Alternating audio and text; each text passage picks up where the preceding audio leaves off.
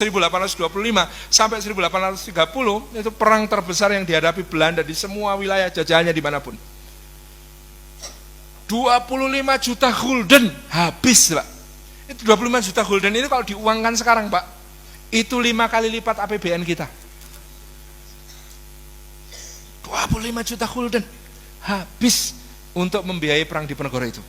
15.000 serdadu Belanda tewas di peperangan. Nggak ada di peperangan yang lain Belanda kehilangan serdadu sebanyak itu. Ngeri perangnya itu. Pangeran Diponegoro ini siapa? Cicitnya Hamengkubuwono I, putranya Hamengkubuwono III, dibesarkan oleh Ratu Ageng Tegarejo, santri soleh. Jadi kalau di Babet kita ketemu cerita Ratu Ageng itu ketika sedo tahun 1835 beliau jatuh di sawah. Mungkin bayangan sekarang stroke gitu ya. Itu dijunjung, diangkat ke rumah, itu beliau itu tangannya yang sudah lumpuh separuh itu masih berusaha untuk membetulkan letak kerudungnya. Berarti jilbaban. Permaisurinya Hamengkubuwono I namanya Ratu Ageng Tegarejo itu pakai jilbab. Lihat buku Kedung Kebo, Babat Diponegoro versi Kedung Kebo, di situ ada lukisannya yang namanya Ratu Ibu permaisurinya HB3 dan Ratu Kencono permaisuri HB4 itu dilukiskan masih pakai sampiran kerudung kayak markomahnya ibu-ibu pengajian zaman dulu itu, tapi inilah masih pakai kerudung. Luar biasa. Jawa kita masa itu Jawa Islam. Ini Pangeran Diponegoro ini memperjuangkan tegaknya balat Islam.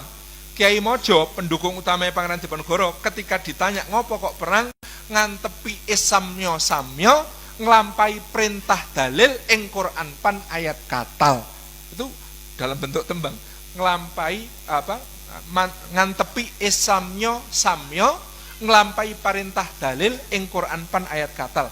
Melaksanakan, memantapkan Islamnya bersama-sama, melaksanakan perintah dalil di dalam Al-Quran surah Al-Qital. Surah Al-Qital itu surah At-Taubah. Kiai Mojo. Jadi Masya Allah, ini perang semesta, santri, bangsawan, rakyat bergabung jadi satu yang luar biasa saat itu dampaknya bagi Belanda. Jadi Pangeran Diponegoro itu gelarnya Sultan Abdul Hamid Heru Cokro Kabirul Mukminin, Sayyidin Panetek Panoto Gomo Khalifatu Rasulillah. Nah, bedanya dengan gelar-gelar Raja Mataram, Khalifatu Rasulillah. Ini menunjukkan pemahaman keagamaan yang jauh lebih dalam daripada yang pakai gelar Khalifatullah, Khalifatul Rasulillah dan Kabirul Mukminin, bukan Amirul Mukminin. Luar biasa. Kenapa nama beliau Abdul Hamid? Karena beliau memilih nama tahun 1785, tahun kelahiran beliau di Turki Utsmani, sultannya namanya Sultan Abdul Hamid I. Itu yang kemudian beliau ambil sebagai nama sultannya, Abdul Hamid. Kalau sultan-sultan Yogyakarta itu Abdurrahman. Kalau Sultan Agung itu Abdullah, gitu ya. Jadi Sultan Jawa itu ada Abdullah, ada Abdurrahman, ada Abdul Hamid. Gitu. Ini stempel beliau bentuknya segi 8. Pasukan beliau disusun menurut Janisari, menurut kepangkatan Janisari. Pangkat tertinggi dalam pasukannya Pangeran Diponegoro itu Ali Pasha. Bahasa Turki Ali Pasha, bahasa Jawanya Ali Basah. Ali Basahnya ada 3, Ali Basah Sentot Prawiro Dirjo, Ali Basah Muhammad Usman, Ali Basah Kerto Pengalasan. Di bawah Ali Basah ada Basah Pasha, Basah Imam Musbah, Basah gitu ya, Haji Ngiso, Basah, banyak sekali basahnya. Di bawah Basah ada siapa lagi? Bey. Jadi Bey itu bahasa Turki. Di Jawa jadi Raden Ngabei. Itu bahasa Turki. Raden Basah, Raden Ngabei. Gitu ya. Kemudian di bawahnya ada Dolah, Angadullah. Itu bahasa Turki juga Dulah, Agadaulah. Aga itu Anga. Angadullah. Itu semuanya bahasa Turki. Kesatuannya namanya Turkiyo. Berarti pasukan Turki gitu. Ada Bulkiyo. Itu Boluk, bahasa Turki artinya pengawal khusus. Kemudian ada pasukan beliau namanya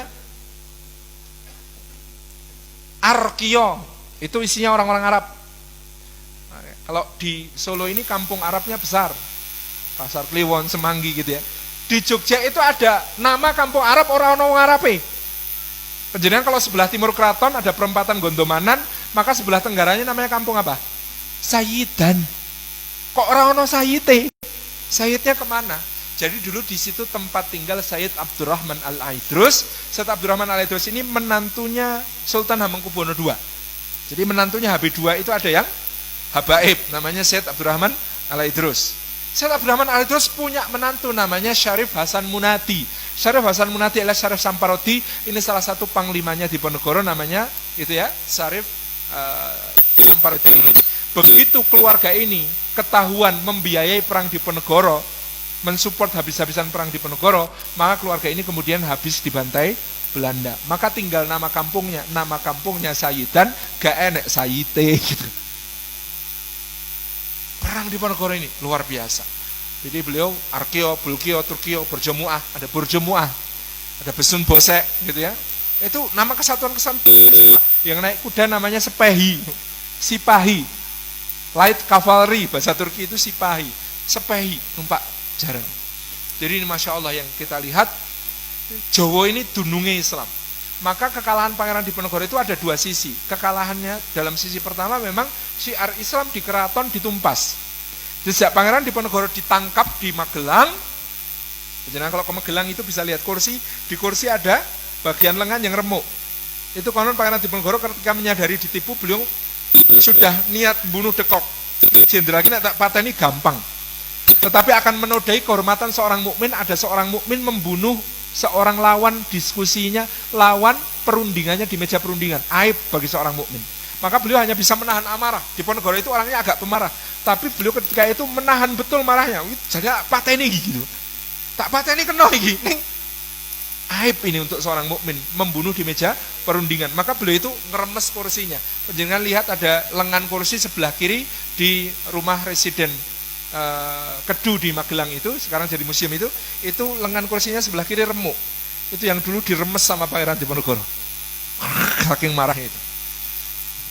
Nah sejak penangkapan Pangeran Diponegoro, maka syiar-syiar di keraton, mahkamah kabiroh dihapus gitu ya.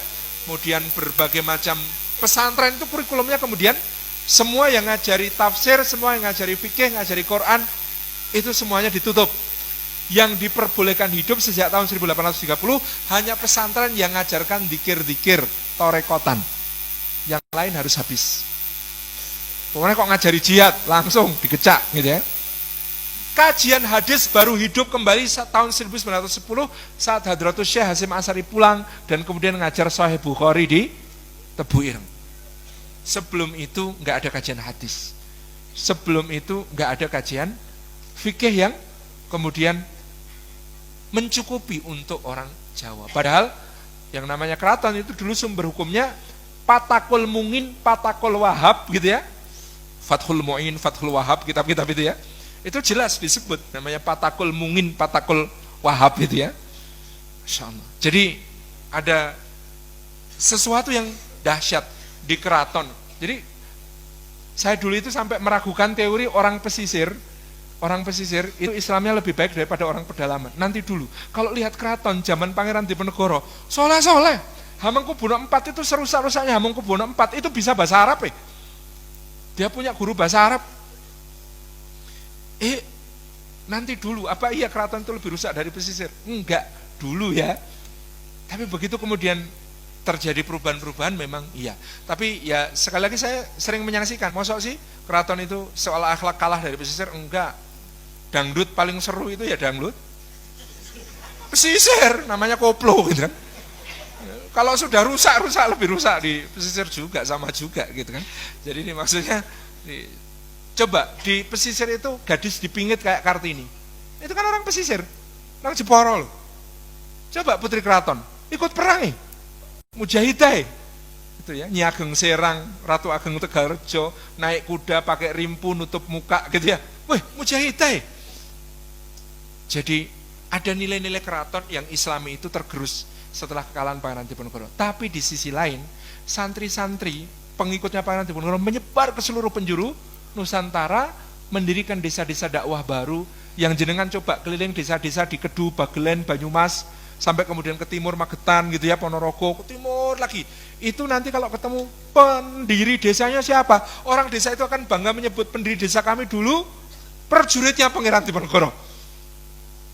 Itu sangat bangga. Panjenengan bisa kenali. Jenengan kalau keturunan Laskar Diponegoro gampang titikane. Coba cari di rumah simbah jenengan ada enggak pohon sawo jejer-jejer depan rumah. Kalau ada pohon sawo jejer-jejer depan rumah dan pohon sawonya tua, lama, kemungkinan panjenengan keturunan Laskarnya Diponegoro. Kalau di rumah panjenengan bukan hanya pohon sawo tapi ada pohon kemuning, dzuriyah. Itu keturunan Pangeran Diponegoro, itu kodenya pohon kemuning. Kenapa pohon kemuning? Karena kemuning itu ngemuning, memberi keheningan. Jadi dulu ketika laskarnya menyebar, kesepakatannya adalah tanam pohon sawo. Kenapa sawo? Sawo sufufakum. Innallaha yuhibbul ladzina yuqatiluna fi sabilihi shaffan ka'annahum bunyanun marsus. Siap kapanpun digerakkan, jalan. Jadi mereka itu sebagian percaya bahwa Pangeran Diponegoro itu bukan ditangkap, tapi tindak haji. Sebagian besar laskarnya itu percaya Pangeran Diponegoro itu tindak haji, nanti akan pulang kembali memimpin jihad lagi. Itulah yang cekap. Ini baru bagian kecil dari babat gitu ya. Jadi ini cerita-cerita di seputar tadi. Intinya kalau kita belajar babat, bacanya harus interpretasi, bukan letterlek, karena babat penuh simbol dan metafora. Ngaten nggih, jadi Jawa menika Islam. Hamengkubuwono IX mengatakan Jawa ki ya Islam, nek ora Islam wis ora Jawa. Jawa itu muslim, kalau sudah bukan muslim enggak boleh disebut Jawa. Dia outcast gitu ya. Demikian, matur nuwun, wassalam.